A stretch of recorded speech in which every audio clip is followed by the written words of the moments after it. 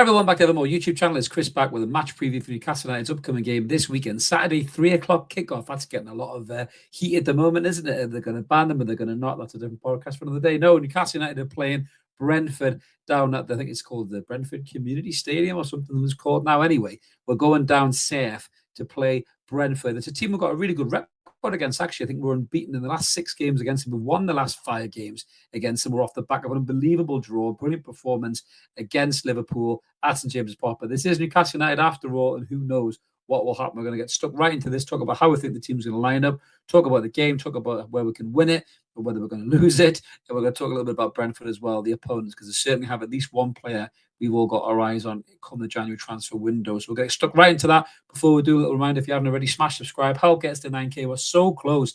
I think we're within 15 subscribers of being on 9K. Help get us there for Christmas. I'd love to get to 9K for Christmas. Smash that button. Help get us there, guys. And then you can enter the brilliant prize draw for the blue retro Keegan-style McEwen shirt, a great collector's item for any Newcastle United fan, or just a retro kit collector because it's mint. So let's get stuck in then. So yes, off the back of a brilliant performance against Liverpool at St James's Park, the league leaders, we didn't just hang with them. We went at them toe-to-toe. It was a great game. Saw some brilliant performances. Bruno looking back to his best. Gordon Lively, Isak unplayable. Sandro Tonali incredible in the 6. All of this stuff, and including Jacob Murphy, who had a balance to the right. So this is how I think we're going to line up. It's exactly the same as the Liverpool game. It won't be the same game as the Liverpool game because, you know, Brentford aren't Liverpool. They won't come on to you and press you like Liverpool do from the off and have the same kind of players that they do, although they've got some very dangerous players, which we'll look at in a minute. But Brentford off the back of a defeat to Aston Villa 3-1, comfortably beat really by Aston Villa in the end, and that's not really what Brentford are looking for. You know, they actually sit just above us in the league. I think they're 11th, in the league or something at the minute, the way the league table sits right now. So all to play for in this fixture. But this is going to be a tough game for Newcastle. But I think anyhow we'll keep it unchanged, as I've seen there. Brilliant games by everybody on Wednesday night. Hard to pick out anybody who had a bad game whatsoever. I think the midfield 3 of Joe Linton, Bruno and Tonali needs time to ferment, time to gel. Now, we all talked about this in the post-match. We all talked about this in the aftermath video that I did. All of the content creators, all the Newcastle fans probably at work, and the boozers, wherever you are, everywhere around the world, said the same thing. There's no point doing it against Liverpool at St James's Park if you can't do it against Brentford on Saturday at 3 o'clock. And that's the big litmus test here for Eddie Howe's Mags. That team that's out there on the screen, they should be able to get the points in this game. I think Jacob Murphy added real good balance to the right-hand side, but Jacob Murphy is very much mirrors Newcastle United this season. He's consistently inconsistent. He can come in and do a brilliant performance like he did on Wednesday in terms of just, you know, his running, his pressing, his tracking back, a couple of really good shots as well. He probably should have tucked away, but then he can show up against Brentford and stink the whole pitch out. So hopefully Jacob Murphy doesn't do that, and the team don't do that, because I think that team is good enough to get the points against Brentford. But make no mistake about it, even though we've got a great track record against these guys, they are a decent side. You know, they're very Jekyll and Hyde at the minute. They're up and down.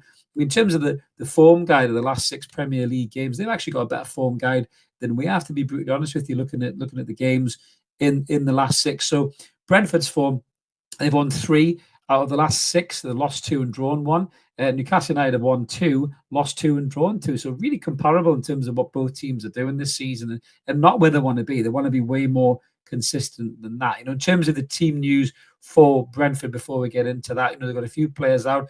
They've got Christopher Ayers out with a foot injury, I think, and Gustavo Neves. They've not been ruled out, but they are going to require late fitness tests, so that could be up and down. Aaron Hickey, again, could, is out of contention, as Rico Henry is as well. So they're missing some good players there, no doubt, but they are very, very dangerous. And I think we need to be on our toes here, because Brentford at home is a different acquisition of Brentford when they're away at Villa Park. You know, the 2 big players for them is obviously Brian Mbeumo, who's a player that, you know, we've been linked to perpetually.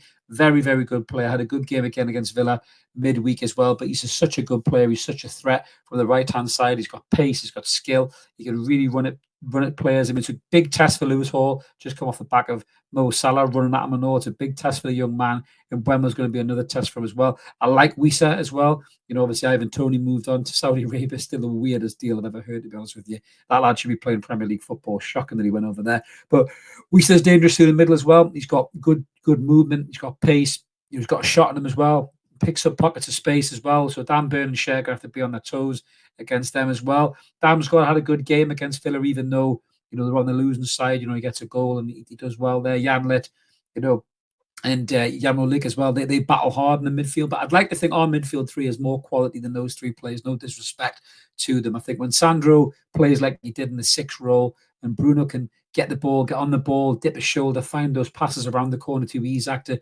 score that kind of goal that he scored midweek. If Newcastle go into this game in that kind of mindset, they could blow Brentford away in the first 20, 30 minutes. And that's got to be the goal for Newcastle United here. They have to go at Brentford right from the off.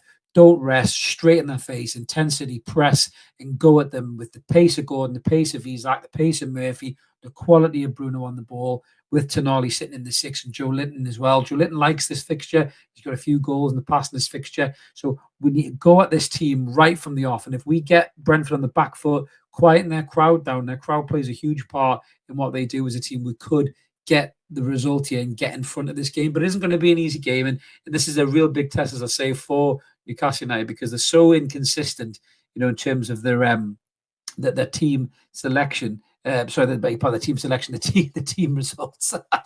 losing the plot there for a minute. It's been a long day, as a good friend of the channel would say. No, we are inconsistent. We have been inconsistent with team selection as well, but we have been inconsistent with the level of performance that we've put in, and that needs to change. It really, really does. Newcastle have to be more consistent against the rest. We've said that there's no point doing it against the best if you can't do it against the rest. And whether they like it or not, Brentford are one of the rest. Brentford are very much in that kind of mid-table pack of clubs that want to be something more potentially, but really struggle to get there. They're sitting in, let's say, 11th, we're sitting in 12th, and you look at the teams in around there, Everton, Leicester, West Ham, that kind of thing. That's the teams that are sitting in that middle of the table.